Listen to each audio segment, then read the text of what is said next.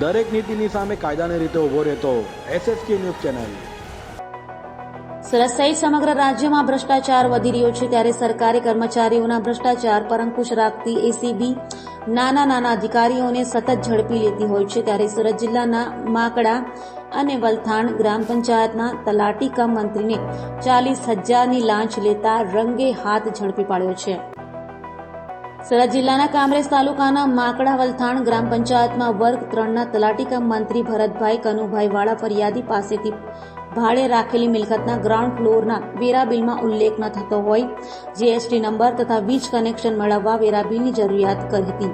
જેથી તલાટી મંત્રીએ 40,000 રૂપિયા માંગ્યા હતા। તલાટી મંત્રીએ વલથાણ ગ્રામ પંચાયતની કચેરીમાં 40,000 રૂપિયાની લાંચ લેવાનું નક્કી કર્યું હતું। વેરા બિલમાં ઉલ્લેખ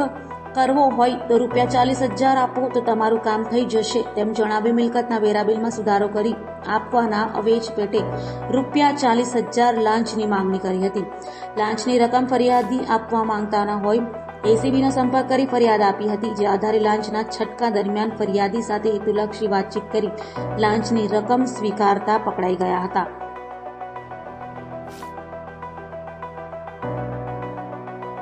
ફરિયાદી એક જાગૃત નાગરિકે પોતાની ભાડે રાખેલ મિલકતના ગ્રાઉન્ડ ફ્લોર પર વેરા બિલમાં ગ્રાઉન્ડ ફ્લોરની મિલકતનો ઉલ્લેખ ન હોય, જે સબબ તેઓએ વલથાણ અને માંડળા ગ્રામ પંચાયતના તલાટી કમ મંત્રી જે કામના આરોપી ભરત કનુભાઈ વાળા તલાટી કમ મંત્રીનાઓનો સંપર્ક કરતા તેઓએ આ કામ માટે ફરિયાદી પાસે રૂપિયા 40,000ની માગણી કરેલી, જે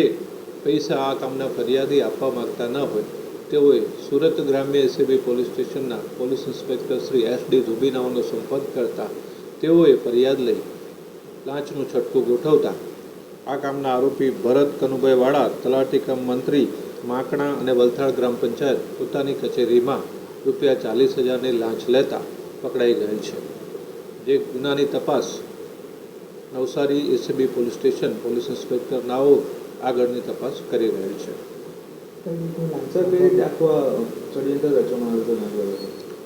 આ કામના ફરિયાદીએ પોતે એક મિલકત ભાડે રાખેલી હતી, જેમાં ગ્રાઉન્ડ ફ્લોરની મિલકતનો ઉલ્લેખ ન હોય ફરિયાદીએ તલાટી કમ મંત્રીનો સંપર્ક કરેલો અને જે બાબતમાં વેરા બિલમાં ગ્રાઉન્ડ ફ્લોરની મિલકતનો ઉલ્લેખ કરવા માટે તલાટી કમ મંત્રીએ ફરિયાદી પાસે પૈસા માગેલા અને જે પૈસા ફરિયાદી આપવા માગતા ન હતા, જેથી તેઓએ સુરત ગ્રામ્ય એસીબી પોલીસ સ્ટેશનનો સંપર્ક કરેલો અને જે આધારે ગઈકાલે પોલીસ ઇન્સ્પેક્ટર SD ધોબીનાઓએ લાંચના છટકાનું આયોજન કરતા અને આ કામના આરોપીએ ફરિયાદી સાથે હેતુલક્ષી વાતચીત કરી અને પૈસા સ્વીકારેલા અને જે તેઓની કચેરીમાં પકડાઈ ગયેલ છે। દરેક નીતિની સામે કાયદાની રીતે ઊભો રહેતો SSK ન્યૂઝ ચેનલ।